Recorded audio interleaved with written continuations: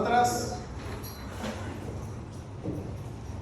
a venir de la estructura de los genes, que como hemos revisado, esas enfermedades, esas mutaciones, esos desórdenes que se suelen encontrar precisamente, como lo que hemos venido revisando hasta ahora, de enzimas, es por genes que por algún motivo han mutado. Por las distintas circunstancias que pueden darse, por sustancias químicas, cierta exposición a la luz ultravioleta, a distintos tipos de radiación, pueden modificar el gen. Pero pensando en un gen sano codifica el mensaje a través, esto que está en el ADN, a través del ARN mensajero que se vincula con el ARN de transferencia, que vamos a revisar en la siguiente unidad, en la siguiente unidad. Básicamente, lo que están ahí indicando es la secuencia de aminoácidos.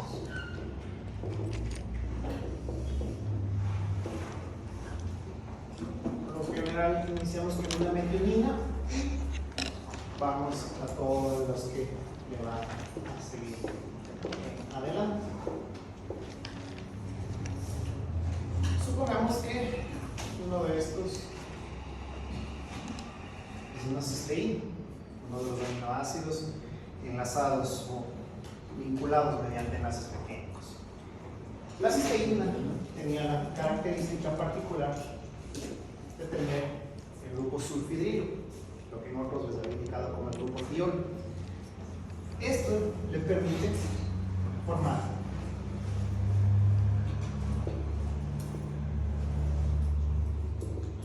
lo que se conoce como puentes disulfuro.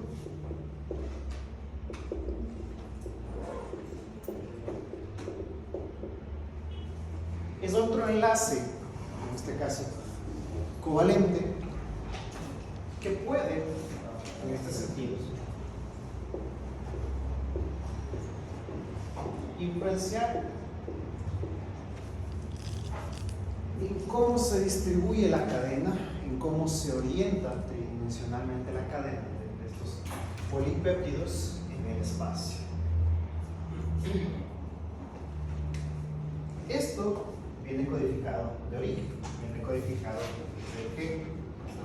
¿Qué pasa si es que existe un error? Una línea en la que el ARN mensajero llevó un código errado.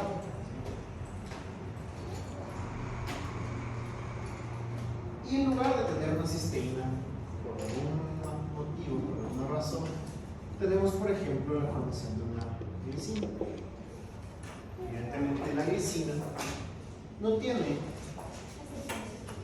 la posibilidad de generar estos puentes disulfuros. No posee un diol. Entonces, esa estructura ya no tiene la motivación para, en este caso, plegarse, para tener un tipo de giro. Entonces, en lugar de generar esta proyección, voy a tener una proteína lineal.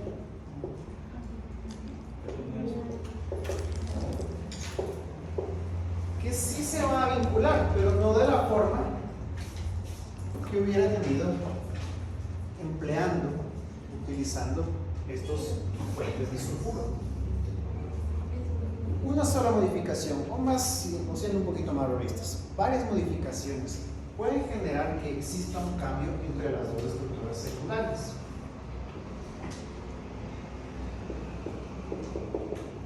Entre hélices alfa puede haber un cambio hacia láminas beta. Suficientes modificaciones puede llegar a tener ese cambio. Y es evidente que es algo bastante radical. Si bien las hélices y las láminas tienen contenido bastante similar, hay contenido de glicina, hay contenido de prolina, su distribución espacial es radicalmente distinta. Las láminas beta paralelas con las láminas beta paralelas. Esto hace que cambie la forma, hay un cambio por este error en la secuencia de los aminoácidos, un error en la forma del plegamiento.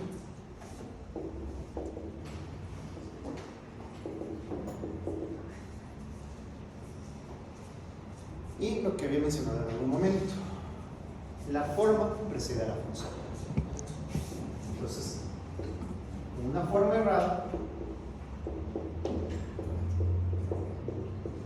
se pierde la función. Si va una enzima, ya no va a reconocer ese sustrato. Si es que es una inmunoglobulina, en el mismo caso, no va a reconocer ese anticuerpo.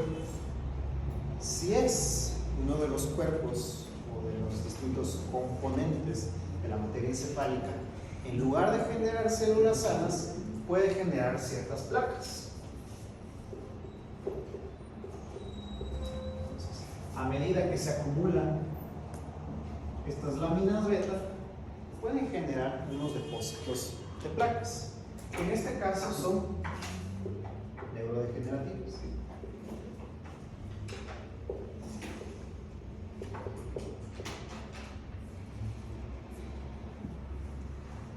Y ya podemos irnos por las enfermedades. ¿Qué tipo de enfermedades a nivel del cerebro son neurodegenerativas?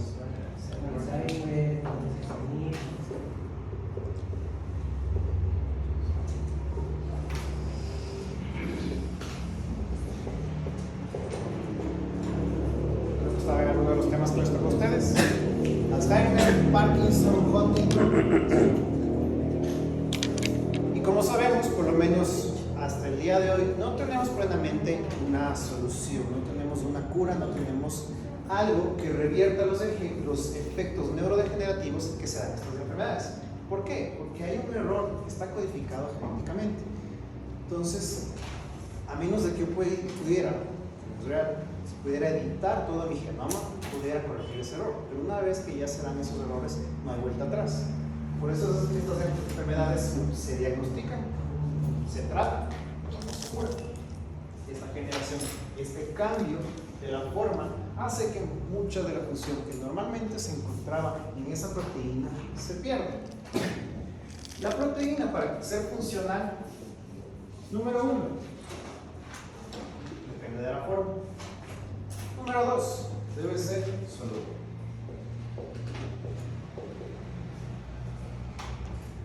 Evidentemente, relacionando el exterior de la proteína, en el exterior de esta proteína, exponiendo los grupos polares, los grupos cargados, que sea carga positiva o carga negativa.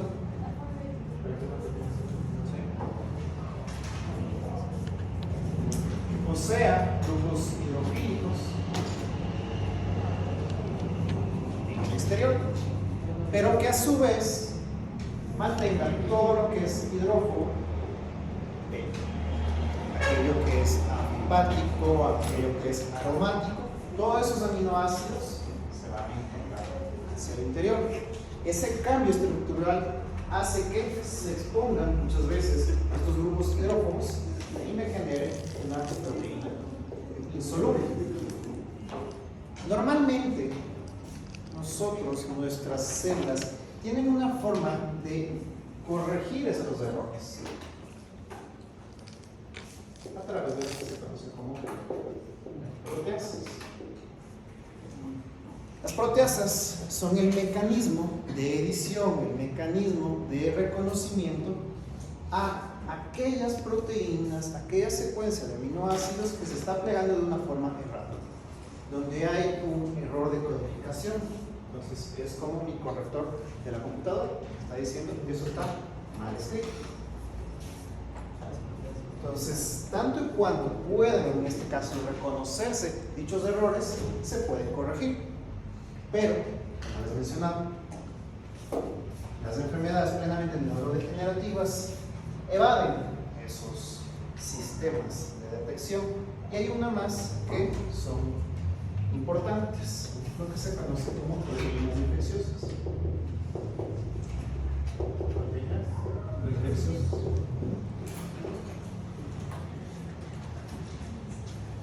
lo que se conoce como priones.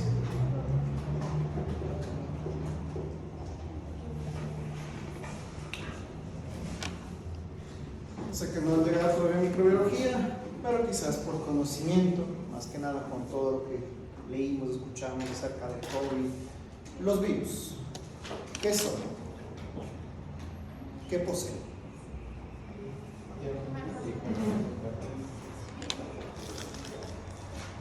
Es básicamente la unidad funcional de ellos.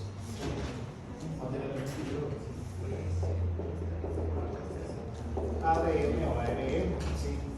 De cadena simple, de cadena doble, ¿sí? Son errores de codificación. En algún momento se produjo un ADN por igual, condiciones aleatorias, y ese ADN generó el VIH. Otro ADN, el influenza, otro ARN, el herpes virus, por ejemplo, ¿sí? Son secuencias erróneas, ¿sí?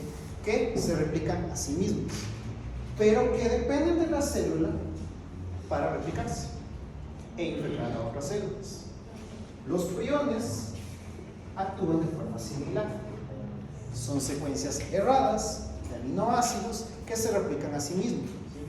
Evaden los mecanismos de reconocimiento a través de las proteasas y suelen, en este caso, de la misma forma que un virus utiliza la maquinaria de cada célula para reproducirse, también los priones emplean las secuencias, en este caso, que se van formando a nivel de las proteínas para generar estos cambios. Entonces también, tanto como las enfermedades neurodegenerativas tienen un cambio de hélices alfa, laminas beta, también los priones generan dicho cambio.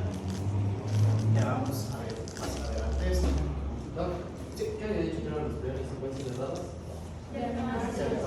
Gracias. ¿Sí? Entonces, si es que mi cadena de aminoácidos, mi oligopéptido, mi polipéptido, no se puede plegar en la estructura a la cual corresponde, la estructura que yo pretendo, en este caso, generar, va a perder su función. En esta secuencia de aminoácidos, por ejemplo, si es que encuentro por ahí anillos aromáticos, anillos benzoicos, cadenas de hidrocarburos, yo esperaría que estos se plieguen hacia el interior. Entonces, la formación tridimensional, la forma, en este caso terciaria, la estructura terciaria, depende principalmente de las interacciones hidrógenas,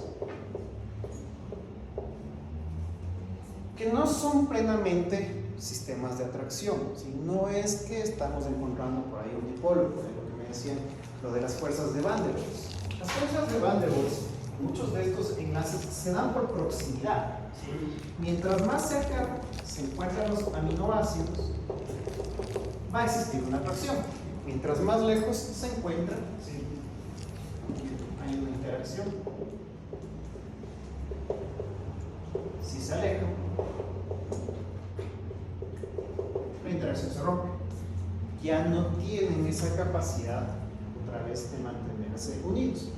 Eso responde muchísimo al ambiente.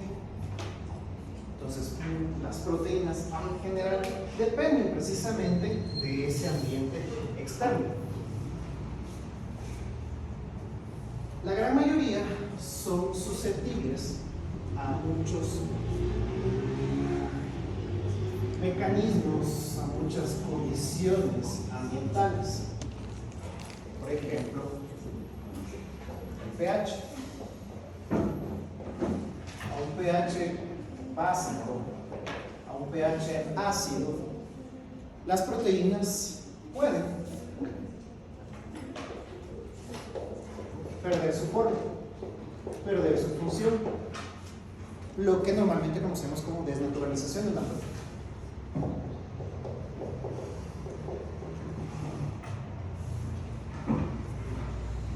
Suponiendo que es un pH muy bajo, es un pH ácido, esta proteína en su forma nativa se revierte a la cadena extendida. Por ejemplo. Pero eso echaría al suelo, básicamente, unas proteínas sumamente importantes, las enzimas digestivas.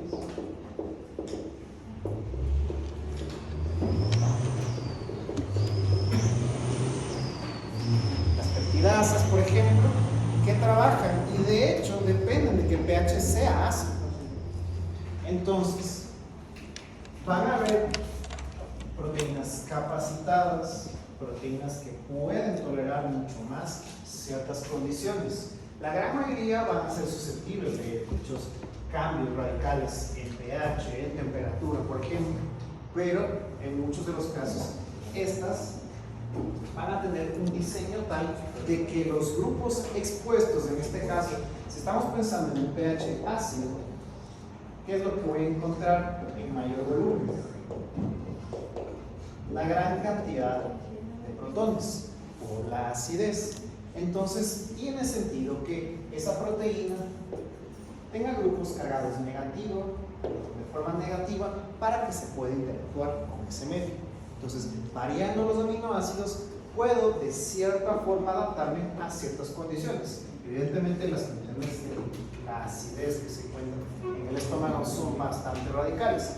No es, bueno, la gran mayoría de las proteínas no van a tolerar. De hecho, los procesos de metabolismo, los procesos de digestión dependen precisamente de la exposición de las proteínas, aquello que yo consumo en mi dieta, a que se expongan a ese ácido y los aminoácidos rompan estos enlaces glucosídicos con la misma presencia de la acidez.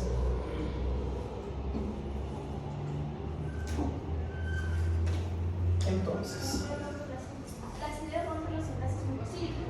Es en principio. Volviendo un poquito a lo que revisamos en la anterior clase en cuanto a las proteínas y expandiendo un poco más de la mano de lo que va a haber como taller en la clase de hoy. Las proteínas fibrosas, por ejemplo, de las más importantes, o una de las más importantes es precisamente esta de la queratina, que va a poseer principalmente como forma, como distribución, como su estructura primaria, la estructura secundaria, el hélice alfa, que va a ser la que sea más a menudo encontrada en este tipo de compuesto. Esa hélice se enrolla, ¿sí?, con otra alfa hélice. Estos generan a su vez lo que se conoce como protofilamentos. Entonces comenzamos a ver que se hila como si estuviéramos hilando una soga, ¿sí? Progresivamente, en este caso, llega a formar este filamento. Entonces son 4 unidades, 4 protofilamentos enrolados de esa manera. Para que estén tan cercanos, evidentemente requieren de aminoácidos que no sean voluminosos, no aquellos que tengan, en este caso, los grupos aromáticos, que tengan grupos alifáticos como los hidrocarburos. Entonces, usualmente también aquí encontraremos muchos residuos de glicina. También vamos a encontrar muchos residuos de cisteína en este tipo de estructuras. Tiene una razón. Se generan esta estructura en general, que está fortalecida por enlaces de hidrógeno y puentes de sulfuro. Entonces, lo que les mencioné, si tenemos esta glicina, su carbono alfa está vinculado al ácido carboxílico, al amino. Voy a encontrar ahí un hidrógeno disponible, de hecho 2 hidrógenos disponibles, cada uno de los cuales puede generar puentes de hidrógeno con el oxígeno, que puede estar en otros aminoácidos. Entonces es lo suficientemente pequeño para permitir esa formación de estos enlaces. Y la presencia de la cisteína, la proyección de estos puentes disulfuro. Entonces, este es precisamente lo que he mencionado, un enlace covalente. De la misma forma que los enlaces entre aminoácidos precisamente tienen un enlace covalente de forma del enlace peptídico, también vamos a tener un enlace covalente que se va a dar entre estas hebras. La queratina, sabemos entonces dónde suele estar con mayor frecuencia. ¿Okay? ¿Los demás?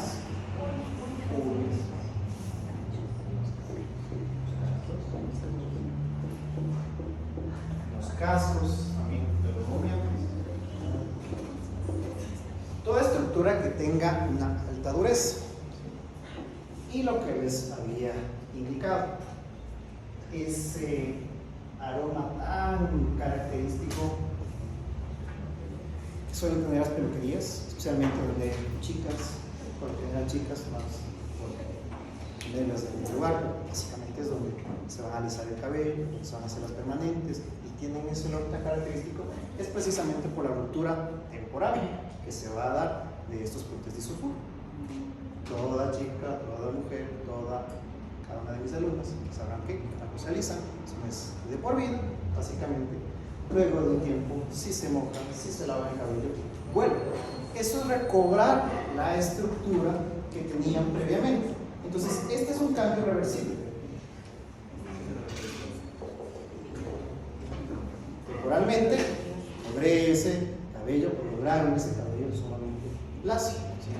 Salvo que, lo mismo, que tal vez es un poquito más extenso, la química plenamente no la conozco, pero cuando se aplica en el tratamiento de queratina, básicamente lo que hace es precisamente eso, vincularse a largo plazo en esas hebras y prolongar esa estructura lineal, ¿sí? Tanto y cuanto se mantenga ahí adherido al cabello, va a tener la cantidad de tiempo, que ustedes me dirán mejor, que dura, o sea, meses o varios meses. Básicamente, lo que trato de hacer es, en este sentido, mantener una forma, ¿sí? En este caso de cada uno de los cabellos. Mientras más plegado, mientras más compacta sea esta estructura, más chance tiene de ser ondulado o chuleado. Mientras menos compacto, tiende a ser mucho más lacio esta estructura. Pero estos cambios, como les menciono, pueden ser reversibles, inclusive en la aplicación del calor, la aplicación en este sentido superficial puede generarme estas disrupciones, ese cambio, ¿cierto? De este tipo de componentes. Sea cabello, sea uñas, sean cachos, sean cascos, todos estos vienen de algo. Estas estructuras están dentro de ¿qué? ¿O es que esto es queratina pura? Cuando me refiero al cabello, ¿qué suele indicarse? ¿Qué es lo que compone? ¿De qué está compuesto?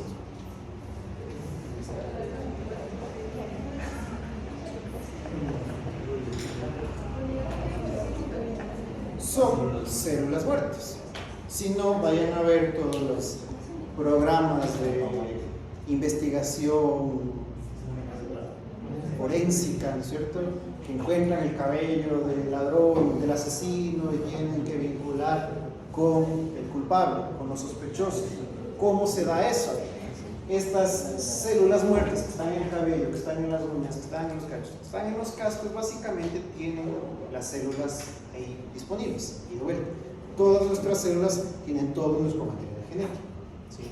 Ahí está expresado cada uno de los genes, solamente que en distintos epitelios, como les mencionaba, no están codificados para producirse, pero debería dar en este caso un match, si es que encuentro cualquiera de estos, porque son células. Entonces, estos se encuentran, son básicamente células que se están proyectando, células que están creciendo en este sentido y que se exponen hacia el ambiente.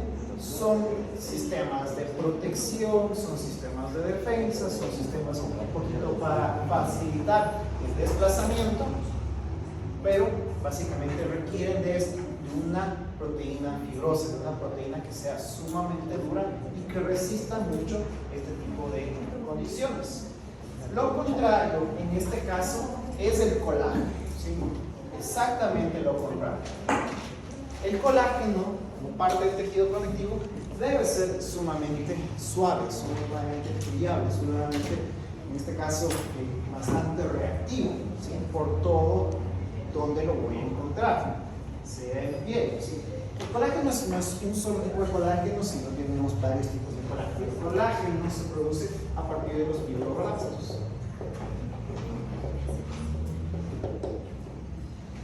Los fibroblastos secretan el colágeno hacia la matriz extracelular.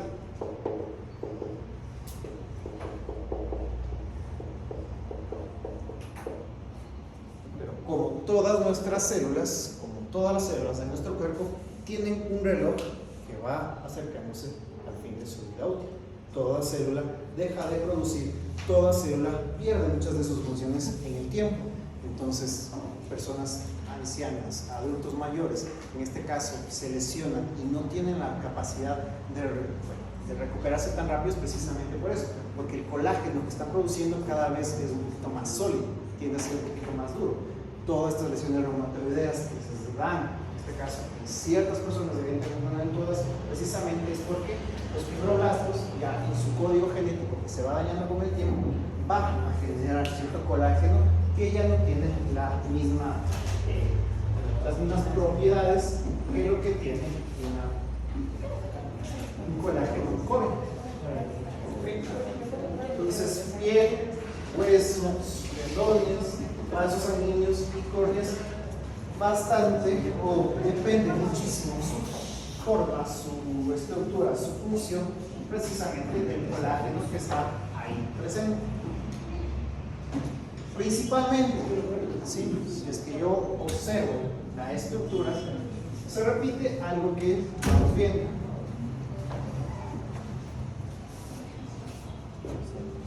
La glicina está tan pequeña, si le permite en este caso ubicarse entre cadenas que se pueden doblar, que se pueden plegar, que se pueden expandir, ¿sí? Entonces, en este caso, permite esa elasticidad, como que tiene un resorte que se expande y colapsa. Luego, este quizás el más relevante o el que más está presente ahí, alrededor de un 30% viene de la prolina, de la 4-hidroxiprolina, y en mucha menor cantidad la 3-hidroxiprolina y la 5-hidroxilisina, que, como ya habíamos mencionado, depende del ácido ascórbico, la vitamina carencia de vitamina C producía el escorbuto.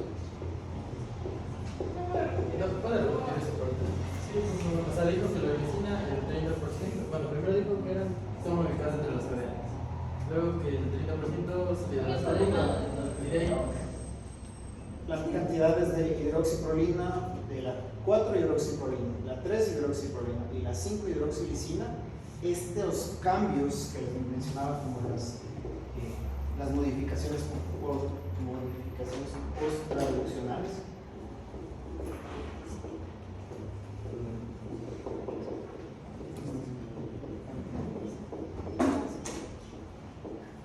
que cambie de prolina a hidroxiprolina, que cambie de lisina a hidroxilisina, depende de una cantidad ahí de vitamina C. Entonces, no es que la vitamina C es buena per se, no es que la vitamina C tiene que estar ahí, tiene que estar por algo para este tipo de modificaciones. Si no está ahí como cofactor, no se puede generar este tipo de componentes.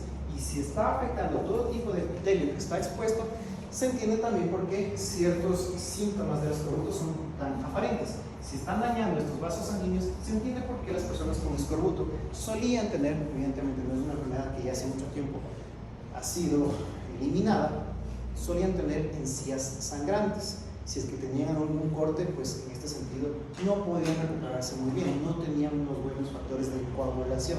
Había una serie de problemas.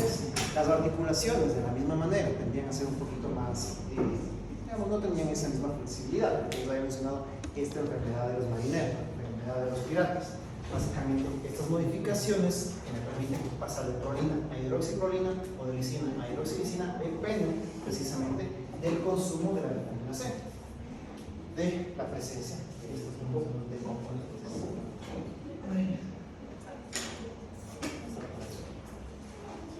Otra de las proteínas ya no fibrosas, aquí sí las globulares, es la mioglobina.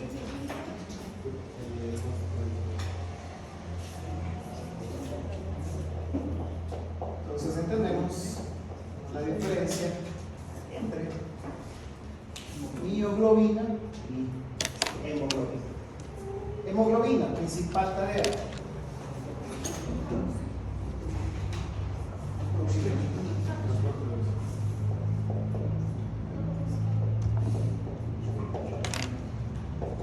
La mioglobina, en cambio, la de almacenamiento.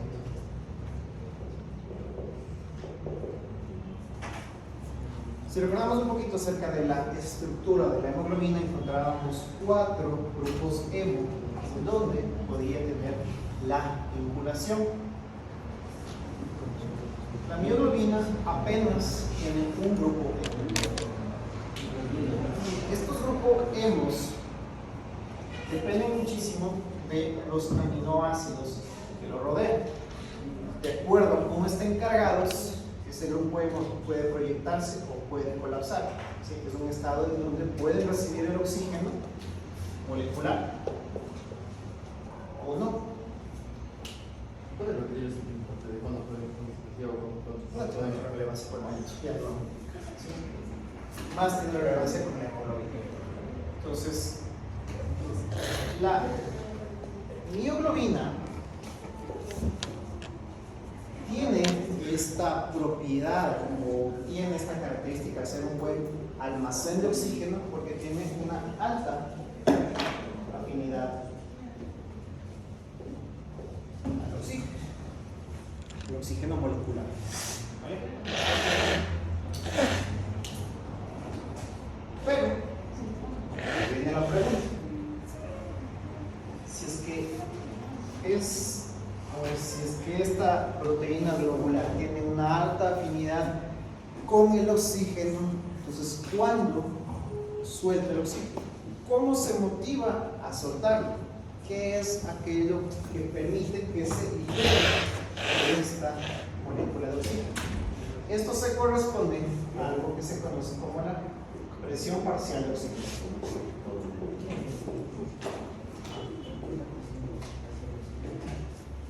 La presión parcial de oxígeno lo va a encontrar en muchos textos con la B cursiva, con la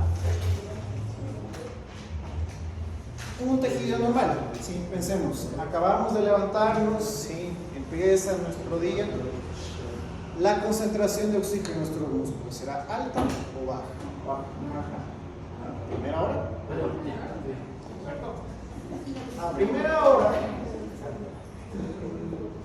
¿Sí? Hemos descansado, se supone que he descansado todas las horas, acude durante la noche, entonces mis células tienen esa disponibilidad de oxígeno al presente.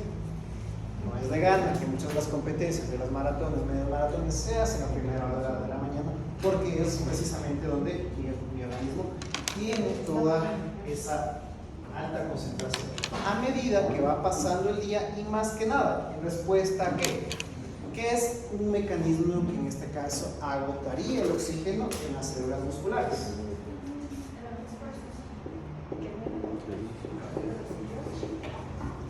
El esfuerzo, el ejercicio extenuante.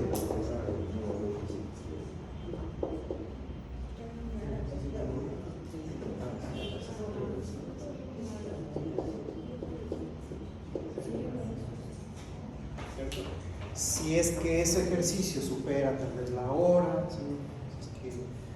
Más que nada depende muchísimo también de mi preparación. Si supera la hora y media, ya comienzo a tener un rendimiento mucho menor, precisamente porque se agota el oxígeno dentro de las células, dentro de las rutas metabólicas, donde es indispensable la presencia de oxígeno. ¿En qué ruta metabólica, en qué proceso de la célula es absolutamente importante? el oxígeno. Fosforilación oxidativa. La cadena de transporte de electrones vinculada a la fosforilación oxidativa. ¿Por qué? Porque, como habíamos mencionado, el oxígeno es el aceptor terminal de electrones que se reduce en forma de agua. ¿Sí? Entonces, a medida que se va disminuyendo la cantidad de oxígeno que hay en la célula, voy a tener una concentración, una presión parcial de oxígeno que va disminuyendo. Y es ahí, con una disminución de la presión parcial de oxígeno, en que la mioglobina finalmente libera el oxígeno.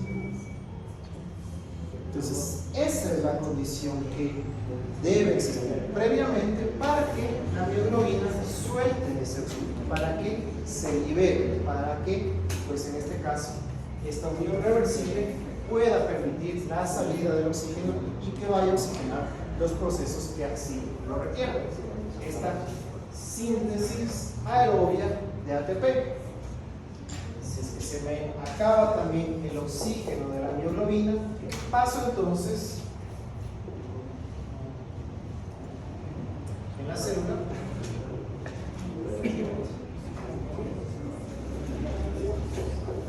a la fermentación que se produce a partir de la fermentación del piruvato, el conocido ácido láctico.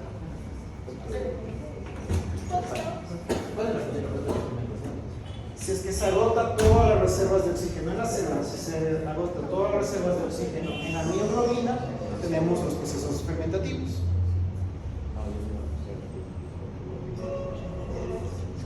Ya les había indicado esto, pero pues un poquito para reforzar.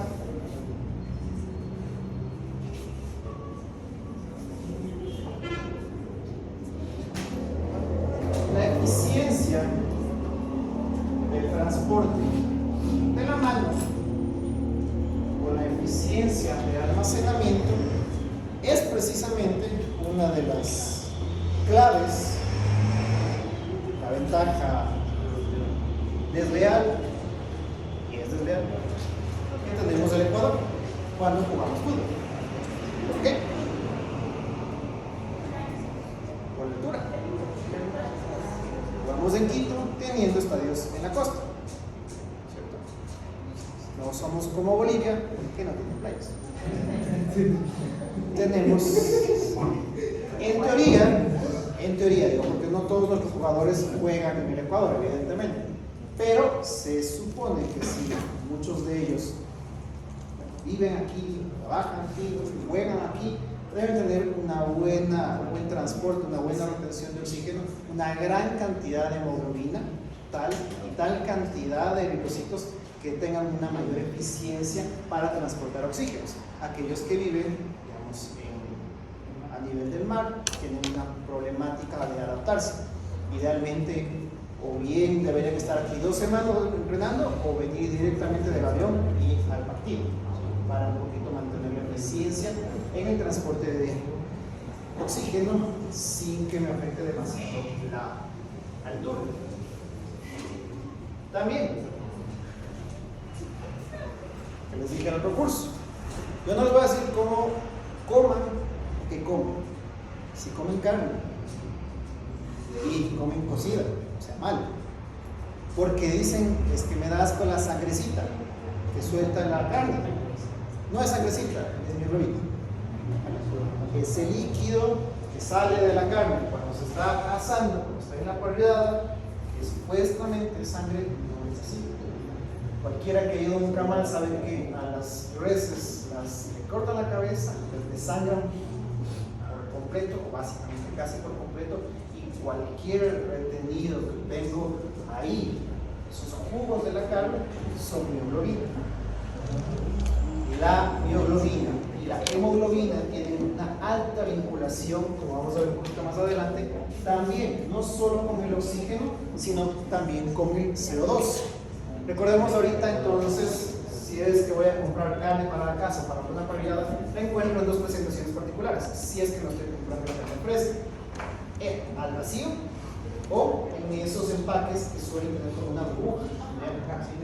Esas son atmósferas modificadas. Dentro de ese empaque hay una alta concentración de CO2 y una alta concentración de nitrógeno. ¿Para qué? ¿Por qué le voy a poner CO2 a la carne? Porque así se ve rojito. Saquen esa carne de ese empaque, sea como sea que la envuelvan, van a notar que con el pasar de los días pierde esa coloración, tiende a irse a utilizarse un poquito más desagradable, si lo podemos decir de alguna forma, es precisamente porque se comienza a oxidar esos componentes. Entonces, eso es básicamente lo que se genera. Entonces, todo tiene relación, inclusive lo que estamos comprando precisamente con esto.